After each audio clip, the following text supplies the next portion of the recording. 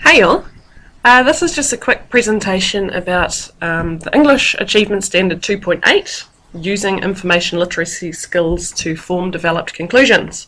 As you can see, it is worth 4 credits. So it's a really great standard because it's got a really clear structure, and it also provides you with 4 university entrance literacy reading credits. So this standard will help you develop your information literacy skills. So to break that down, what this means is that you've got to come up with a relevant research objective. So what is it that you're trying to find out? Then narrow this down using key questions. So what, how, why, open questions. You develop a hypothesis, so what it is you're expecting to find out.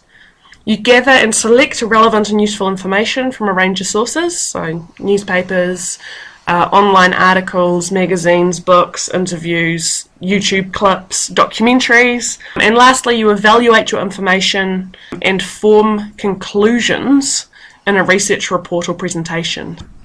Okay, so looking at the standard itself, it says use information literacy skills, which means following a clear process of exploration into a valid area for inquiry in order to form developed conclusions. For achieved, you just need to develop conclusions. To achieve with merit, you need to do this convincingly, strongly, in a way that it all makes sense and comes together consistently as a whole.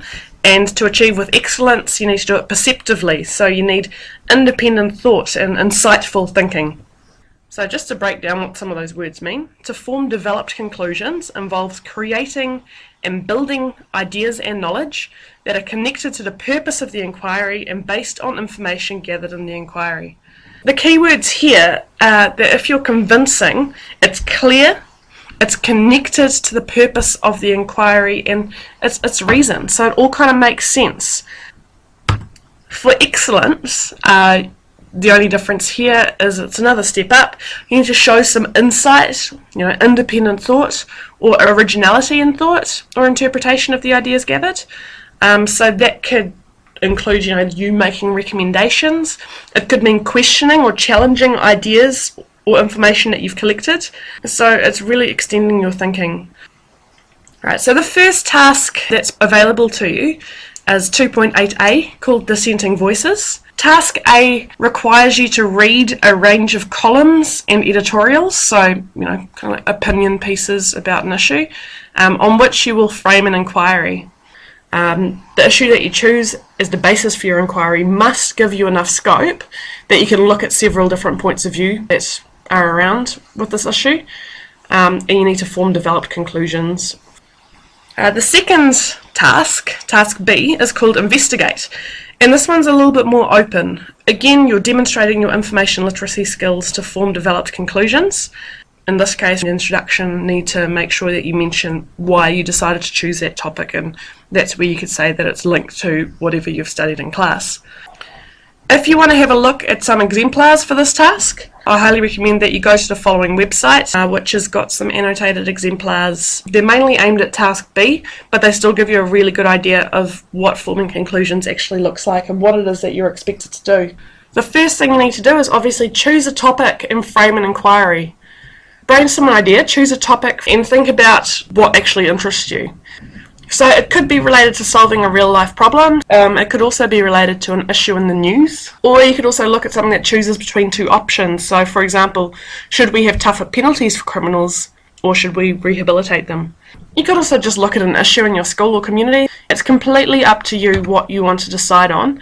However, remember that it's got to be something reasonably controversial. It's got to be something that has more than one viewpoint, because otherwise, you're not going to be able to meet the standard which says that you have to look at more than one point of view. Once you've decided, it's really important to write this stuff down because you are going to have to hand in some kind of planning.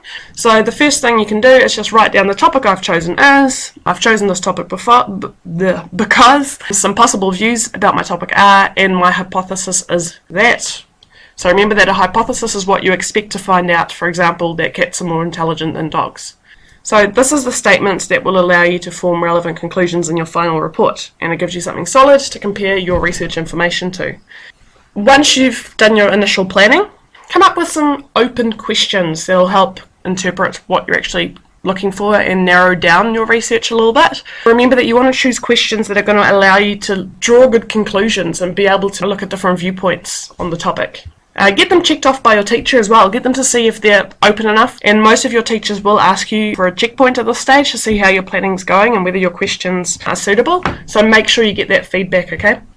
Another helpful tip is to come up with some keywords. I find that if you just type the whole question into whatever database you're using, it's going to limit what comes up because it's looking for, 10 words that are in your question. If you just pick out the keywords, then that's going to bring up a whole lot more relevant things for you to find. So, task 2, once we've done all this planning, you can actually start investigating your hypothesis. I'd look at least 6 different sources and make sure you keep notes on what you learn. So here's some helpful tips. Check that you've used a range of different sources. So check that you've identified at least 2 different viewpoints.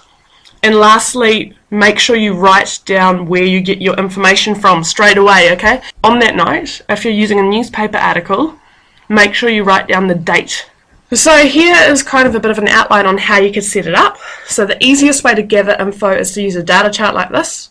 If you're working on a computer, it's really easy to copy quotes onto the grid and then use them in your report. And then you just put your questions in the top.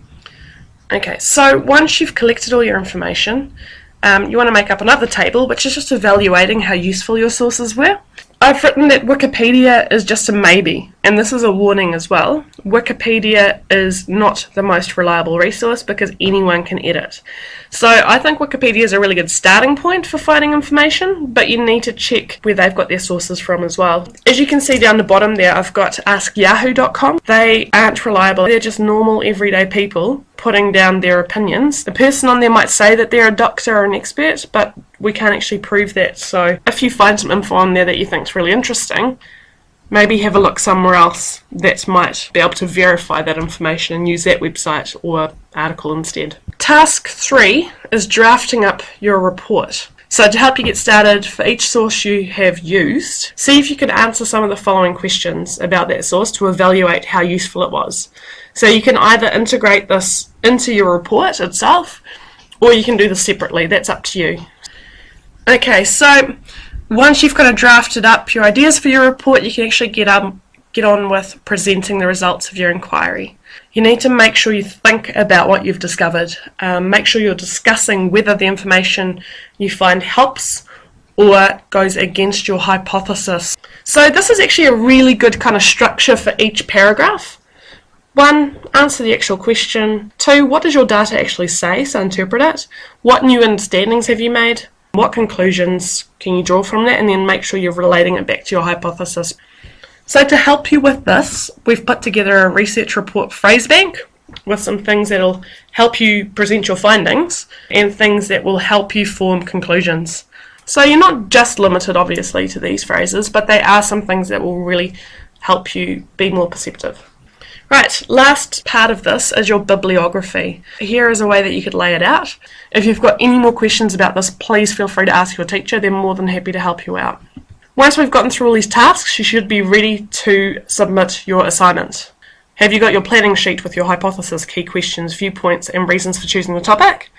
Have you got your research grid? Make sure that you've got a draft report and get it signed off by your teacher before you start on your final report, okay?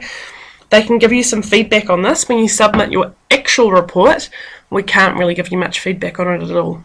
Then lastly, obviously, you're handing in your final report, your bibliography, and your evaluation of sources.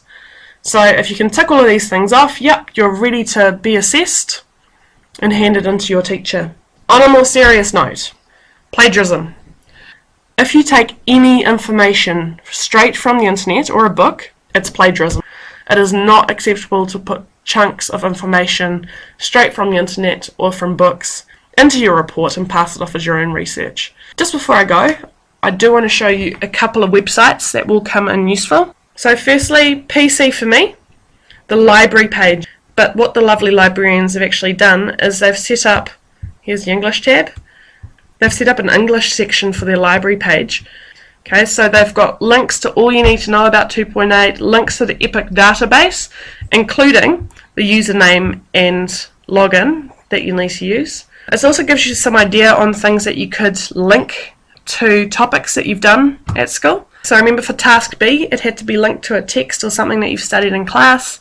So we've got links there to civil rights, poetry, links to the Shawshank Redemption, links to the film 42. Also, if you want to get onto Epic or any of those databases, the library website has got, well, one, you can search what they've actually got in the library through just the fast finds, the easiest way, but also Epic. The database is so good for academic articles that are going to be reliable and really good resources. Thirdly and lastly, we've also got the PC for Me page. So if you go to, well, English, Year 12, English Mainstream, we have got Achievement Standard 2.8, and we've got a whole bunch of resources that are there to help you, as well as some exemplars. Okay guys, I wish you luck. It's a really achievable standard. Just make sure you follow the instructions and I am sure you will do well.